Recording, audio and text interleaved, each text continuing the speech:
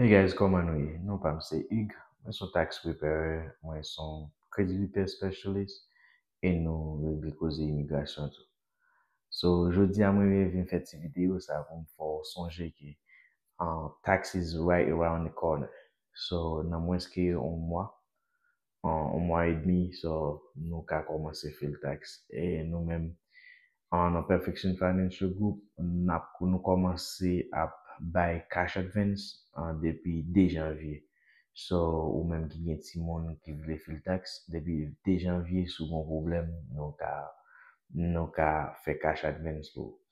So, nou vle fò konen ki tax is very important. So, tax is vreman important.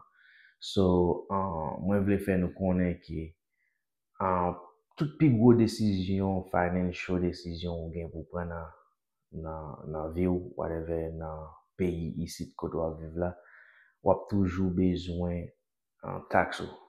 So, sou bezwen acheton kay, wap bezwen tax ou. Sou bezwen achete machine, wap bezwen tax ou. Sou bezwen pren un gros loan ou bien nepot loan, even credit card now, sometimes the company asks you for your tax return. So, sa vle di ki tax vreman important.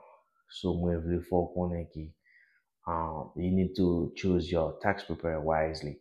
So, pou chwazi tax preparer wap chwazi pou fè tax wap vreman bien. Paske, imagine nou, tout go desisyon, financial desisyon gen pou pran, so li konserne nan tax ou. Imagine nou si tax ou mal fèt, ou pap ka achete kay, pa gen lender ki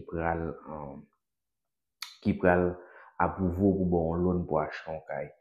E il ka mèm difisil pou jwen loan pou acheton machine ou bien kelke swa gran transaksyon gen pou fè. Sa vle di tout gros financial desisyon depan de tax return. So sa vle di fòk ou pren sa vreman prekosyon, fòk ou pren sa avèk konsiderasyon pou fè yon moun, pou chwazi yon moun ki kando men nan e ki a fè sa lontan, e pi pou ka fè tax ou. Paske, imagine tout gran desisyon gen pou pran, li konserne tax return.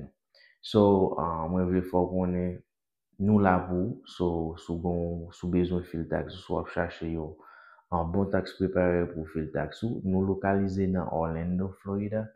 So, adres nou ki se 8865 Commodity Circle, Suite 13, Orlando, Florida 3282819.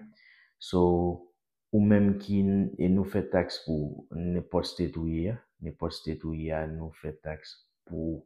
So, sa selman gen pou fè, ou ka al sou website nou, mette apretman avèk nou pou nou bay free consultation. So, ka rile nou tou nan numero nou ki se 321-805-4162 ou bien 407-376-4767. So, e ou menm ki a fè Uber, ka fè Lyft, ka fè DoorDash, ou nepot so a fè ki kon 1099. So, mwen vle konen ki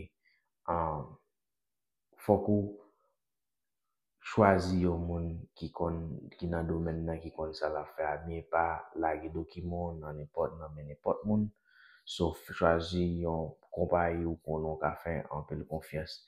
E ou menm ki a fè Uber, Lyft, DoorDash ki yon 1099, so map konse ou fè yon LLC.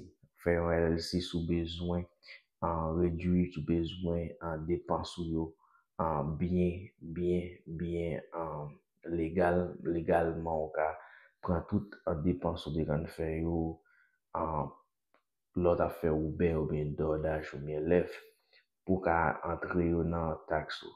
So, sa se konsey mwen pou nou menm paske arez vreman strik nan konsey nan schedule si yo. So, fòk nou vreman pren atansyon avèk sa yo, paske ou ka fin fè tax ou e pou pa jwen tax ou. Wan nou ka fin de tax ou pa jwen tax ou, sak fè sa paske tax a te mal fèt ou bien ou te itilize schedule si a te mal fèt ou bien kelkon. So, mwen avan kouaj yo fè sa e chwazi yon bon tax preparer. So, sou bezon help, nou la pou n'ede ou ka rele nou nan numero sa ki se 321-805-9162. 407-376-4767.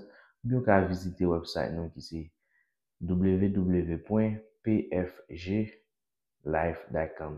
So, tax la preske rive, rele nou pou nou bo free consultation.